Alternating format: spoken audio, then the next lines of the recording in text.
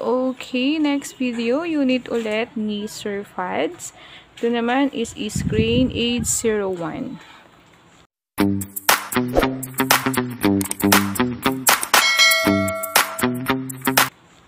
So, meron din siyang order na sling and foregrip. So, kabit muna natin. Ayan, foregrip, kailangan ikutin. Tapos, i-attach natin dun sa railings. Slide lang din natin yan. And, iikutin. Hanggang sa humigpit. Yan yung pinaka-lock niya. Okay, tapos ito naman. Kabit natin yung ating battery. Okay. So, dito pa rin natin siya kinakabit. So, ito naman, kailangan nating tanggalin itong cover niya. Yung cover na to, rubber. So, slide lang natin yan. Up mo lang yun, tapos slide natin siya pababa. Ayan. So, andito na yung kanyang kabitan ng battery. Okay. Tapos guys, mapansin mo tong cover na to. Diyan nilalagay yung itong battery. So, kabilaan yan.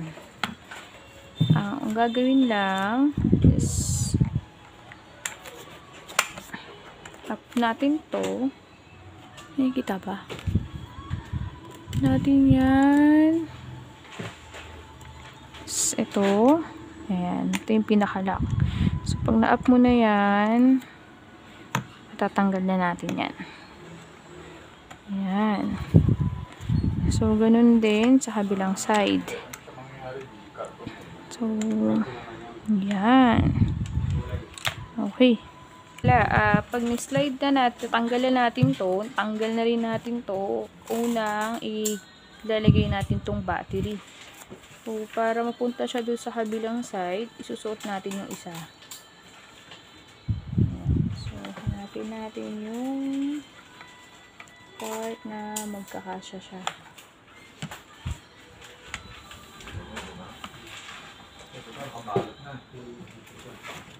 Ayan. Okay, so pag nakasya na yan, medyo pipit-pihitin lang. Ayun. Okay, tapos ganyan. Nakita nyo ba? Ayan. Tapos nakabit na yan. So, i-arrange lang natin ng konti. Ayan, so nakaganyan yan dyan. Ganon din sa kabilang side. Oops. So, yan, nakaganyan. Okay, so, pag nakaganyan na yan, ayan, saka na natin pwedeng ipag-connect ito.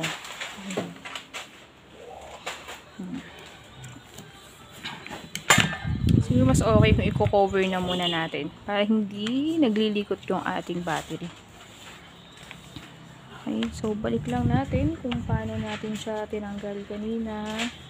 Ganun din natin siya ikakabit.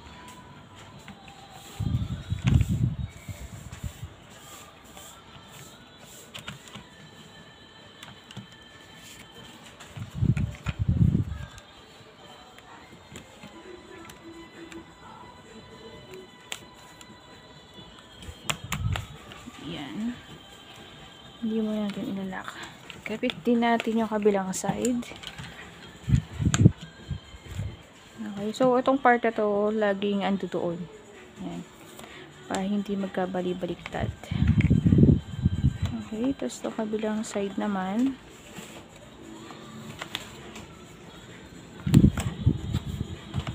Tapos din natin yan. Ayun. Ito ang pinaka-lock ng dalawa.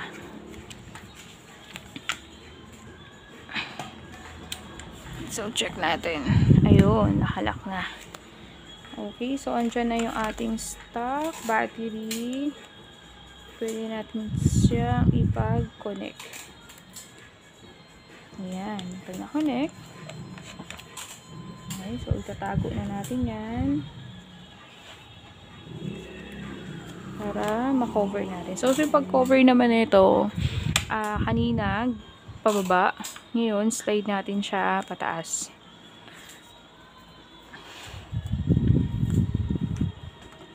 Iyon. Okay. So, yun. Okay na yung battery. Nakabit na natin siya. Yun. So, ito yung ating 801 is green. So, pakita ko lang. Ngayon, ang kanyang markings. Diba?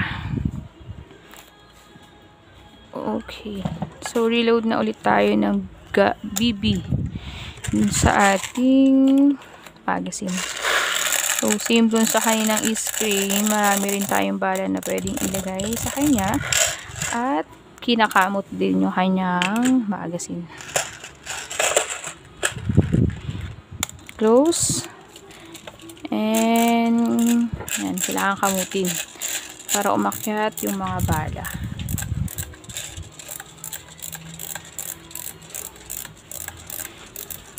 Okay. So, test tayo ng unit and test ulit natin ang FPS. Ayan. May pag-rifle, medyo nangangapa ako sa rifle. Dahil sa electric. Okay, so test tayo. Start muna tayo syempre sa semi-mode para matest natin yung FPS.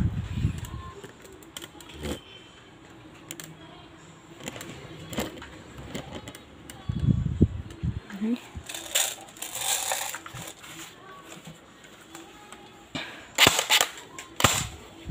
Okay.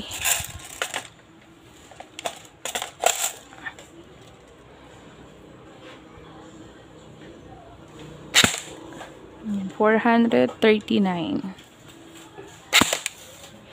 440, 440, 438. Okay, then test naman yung ating full auto. Switch natin sa full auto and